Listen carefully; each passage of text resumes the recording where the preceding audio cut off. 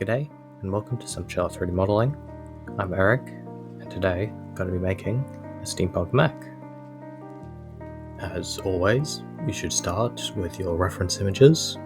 In this case, I use a drawing that I myself had made, and I will be converting it into a full 3D model. This drawing in particular, I used to input in a little community note requesting that people vote on which one they want to see as a 3D model, and the guy who voted liked this one. As I said previously, this is going to be a steampunk themed mech, so I'm going to be incorporating bits of old technology to make it, and chucking them together to make it kind of seem newer. So like this mech in particular is going to be a war machine type thing. So I'll have a gunner position on top of the mech with the pilot sitting inside. It will have it'll be mostly steel with highlights of copper, as per the steampunk ways. And the gun on top will be a old Gatling gun, just to really have like a clash of old and new to make it fully bring out the steampunkness of it all. I've recently been using a lot of skin modifier for all like little pipes and stuff. This way I will just make the pipes, or in this case the ladders, out of single line of edges and vertices, and then apply said skin modifier to the vertices, making them into a bunch of cubes, then subdivide them. It makes really quick cubes. However, there are a lot of polygons, so all you have to do afterwards is clean them all up, which, depending on what you're doing, you might not have to. So if you're making this for a film, you don't have to worry about the high quantity of polygons. That it'll just make it a little longer to render, and for a film it doesn't really matter. However, since I like to make things ready for a game engine, I try and limit the amount of polygons as much as possible. I just want to very quickly in the middle here apologize for not releasing any videos for a bit. I've been very busy with school and work. It just takes a ton of time, but hopefully I can continue working on this as much as I can, releasing a video every now and again. Looking at the design now of this mech, I realize that the gunner is completely out in the open.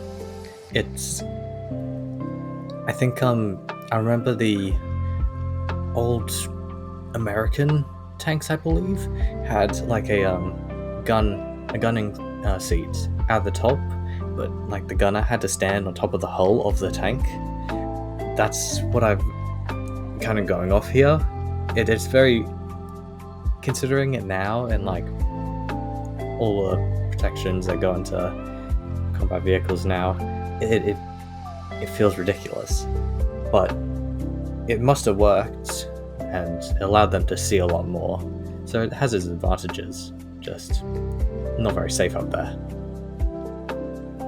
Now, to finish off this whole model, I'm making the Gatling gun that sits on top of the mech.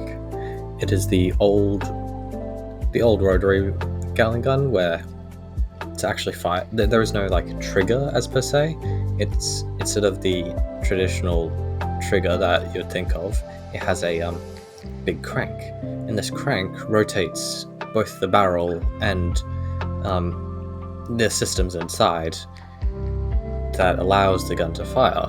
And so every time, not every rotation, but every amount that you rotate, the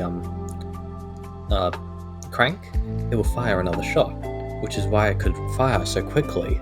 So you'd just crank the handle very fast, and it'll fire as fast as you crank the handle. This video is starting to get a bit long, so I'm going to take us straight over to the texturing.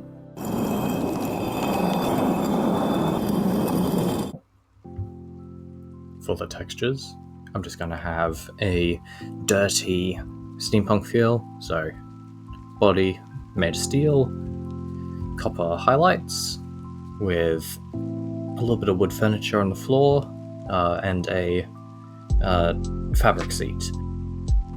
I want the outside to be covered in rust to make it seem like it's an old machine that is no longer needed. Like it's a war machine in a timer piece. It's been abandoned. It is not needed anymore. Everyone's happy.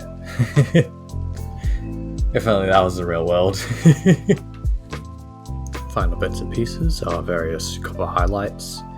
These go around, bring forward the steampunk theme.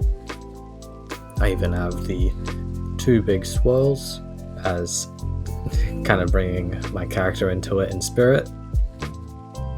And that is the texturing done. I'll take these back into Blender and present to you the final renders.